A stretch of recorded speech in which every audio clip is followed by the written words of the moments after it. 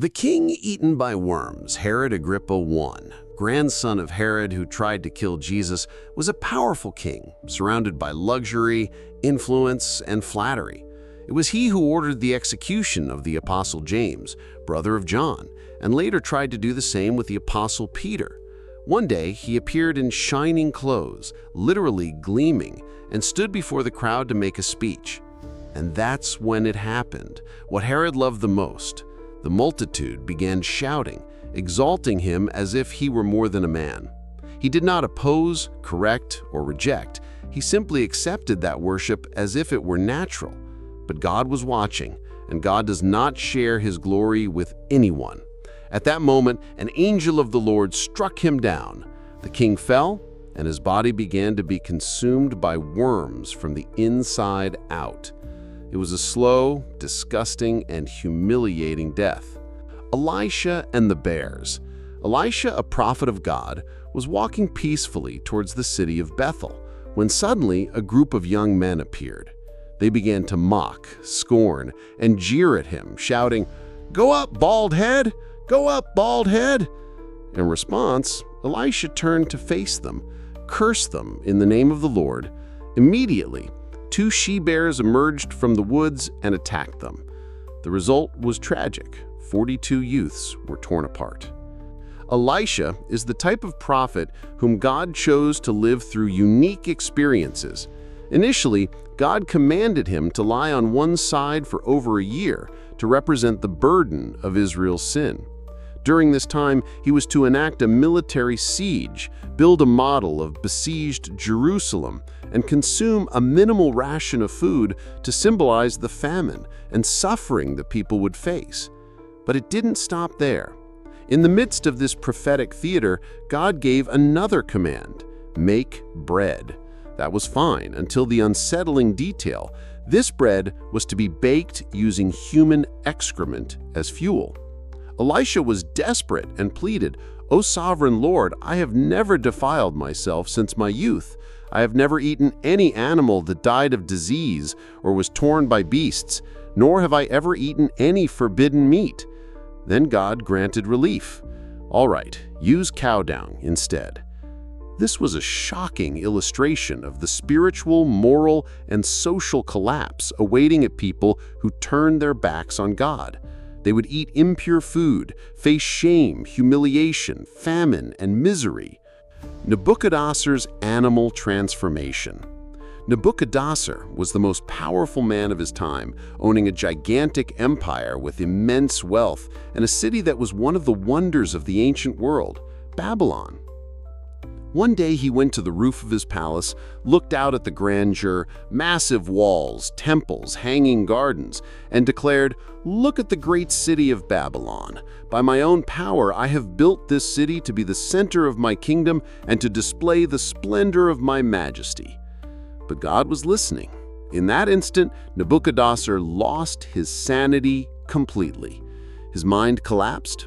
He began to wander like an animal, distancing himself from human society, eating grass like an ox. His hair grew long like eagle feathers, and his nails became huge like claws. The once great king became utterly frightening and remained so for 7 periods, living as a wild animal, isolated and humiliated, until finally he lifted his eyes to heaven, praised and worshipped the Almighty, honoring the one who lives forever.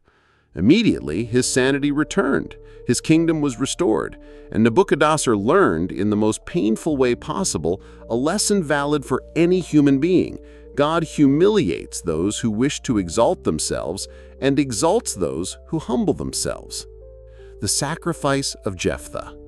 Jephthah was the kind of person who, in desperation, makes a promise no one should make. He was about to enter a decisive battle against the Ammonites, and seeking assurance of victory, vowed, "If you deliver the Ammonites into my hands, whatever comes out of my house to meet me when I return victorious, I will offer to the Lord as a burnt offering." Without thinking of the consequences, he made an open, dangerous, and imprudent vow. Tragedy ensued. Jephthah won the battle. God delivered the Ammonites into his hands. Upon returning home, his only daughter came out dancing joyfully to celebrate her father's victory. The text is unclear about what happened next, but some argue she was indeed sacrificed as a literal human burnt offering, something God never requested and actually abhors.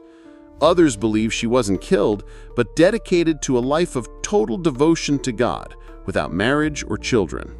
Either way, the story's weight is horrifying, serving as a stark reminder that losing sight of the true God we serve can lead to dire consequences. The death of the firstborn. Imagine this scene. Midnight, total silence, then something terrible happens. In every house in Egypt, someone dies. The firstborn, without exception, from the pharaoh's son, heir to the throne, to the first offspring of animals in the stables. No one was spared. The silence turned into screams, despair, and collective weeping across the entire nation. This occurred because God had been ignored repeatedly. 9 warnings, 9 plagues, 9 chances. Water turning to blood, frogs, lice, flies, livestock disease, boils, hailstorms, locusts, and darkness. Pharaoh's heart remained hardened, refusing to let the people who belonged to the Lord go. The 10th plague was the tipping point. The houses marked with lamb's blood were spared, but for those who resisted, midnight turned to tragedy, a harsh reminder that defying God always comes at a price. Lot and his daughters. After Sodom's destruction, Lot fled with his 2 daughters to live secluded in a cave. Concerned that there were no men in the area with whom they could have intimate relations, they made an absurd decision. They got Lot drunk, and on 2 consecutive nights, they had relations with him. The sinful outcome were 2 sons, who later became the patriarchs of 2 peoples who would have a long history of conflict with Israel, the Moabites and the Ammonites. This story is uncomfortable and tragic, exposing how turning away from God can lead people to make morally distorted decisions, choices that under normal circumstances would be unthinkable. These women left Sodom, but Sodom did not leave them. The Levite's concubine. This is undoubtedly one of the darkest stories in the Bible, serving as a chilling portrayal of societal decay when people turn away from God. A Levite, theoretically an example to follow, was traveling with his concubine.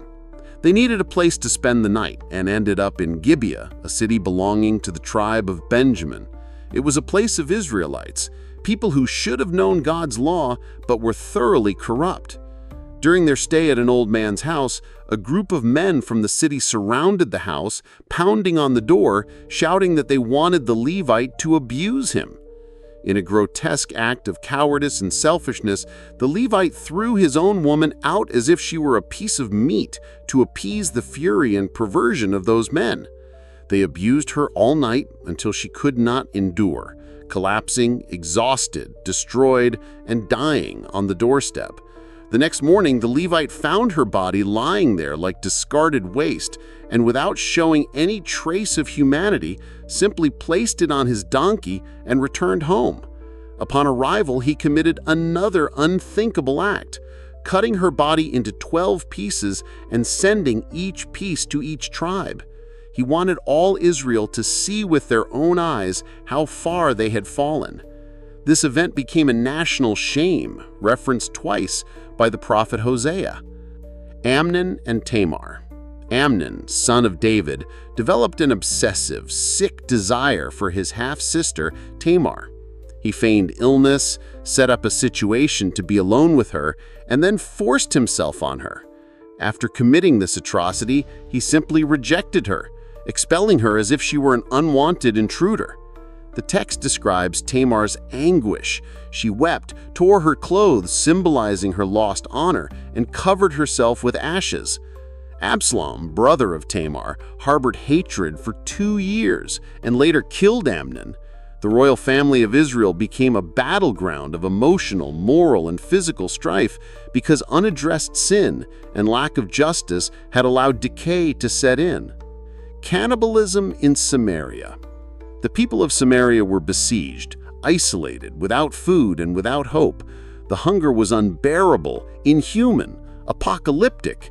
It reached such absurd levels that people started paying exorbitant prices for things that were barely food. Donkey heads and pigeon droppings were sold in markets. But then came a scene that crossed every boundary of sanity. Two women made an agreement. Today we eat my son, tomorrow yours. They did just that. The next day, when it was the other's turn to fulfill the agreement, she hid her son. The case reached the king, who upon hearing it tore his clothes in desperation.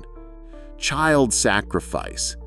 Influenced by surrounding pagan peoples, especially the Canaanites, the Israelites began practicing something unthinkable, offering their own children in sacrifice, burning them alive on altars dedicated to a false god named Moloch.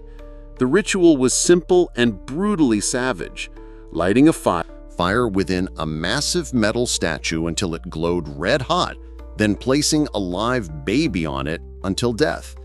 This act of indescribable cruelty was disguised as worship. It wasn't an isolated incident.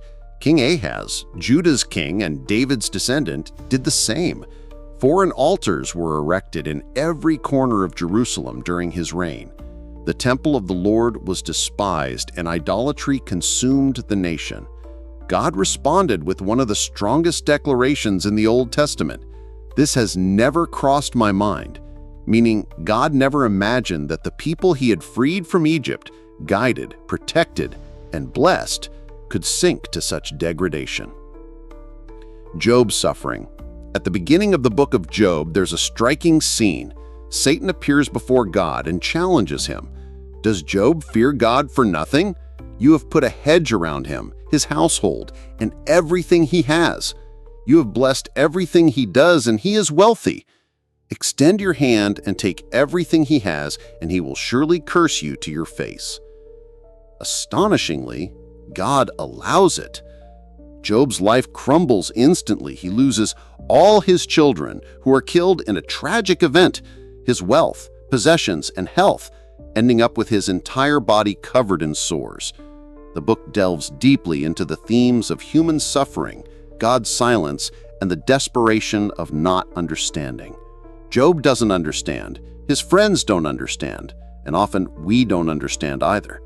However, one thing becomes clear: suffering isn't always a sign of punishment.